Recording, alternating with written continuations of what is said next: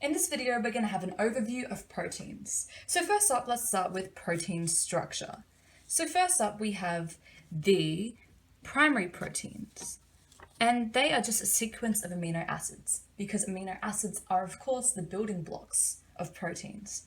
And something worth noting is at the end of the sequence of amino acids, you'll find an amino group, which is this NHH that I have here.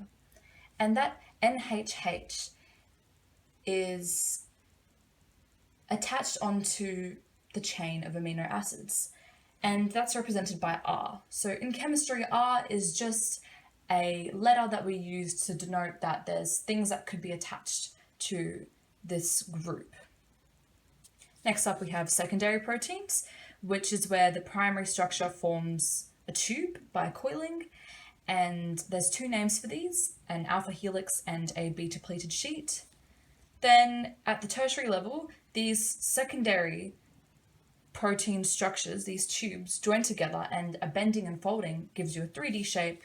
And finally, multiple of these tertiary shapes can come together, and the interactions of subunits and intermolecular forces can produce a quaternary protein structure. So that's what we need to know about protein structure. Let's move on and look at what factors can change protein stability in the body. Well, these factors are pH, temperature, and reduction, which breaks disulfide bonds. Disulfide bonds being where there's two sulfurs linked together, attached to the protein, and reduction being the gain of electrons. So there's some terms there in the yellow box that I think you should remember, and how I remember it is using the mnemonic oil rig. Oxidation is loss, and reduction is gain of electrons. Finally, I want to take a quick look at proteins on the cell membrane. So we've got two types. We have carrier proteins and we have channel proteins. So carrier proteins undergo a conformational or a shape change in order to allow something into a cell. They have the specificity for the solute, and they're slower than channel proteins, and vice versa. Channel proteins are quicker than carrier proteins.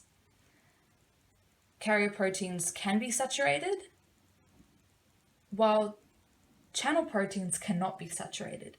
And saturated just means that it'll get to a point where it cannot allow any more of that solute to get into the cell. So that's what the carrier proteins are like. And we've got two types of carrier proteins, as you can see there. We have a symporter, which brings in two substances or molecules into the cell at the same time, and an antiporter, which pulls out one substance while bringing in another substance. So those are what you need to know about the proteins on the cell membrane, and that concludes what I think you need to know for biological chemistry about proteins.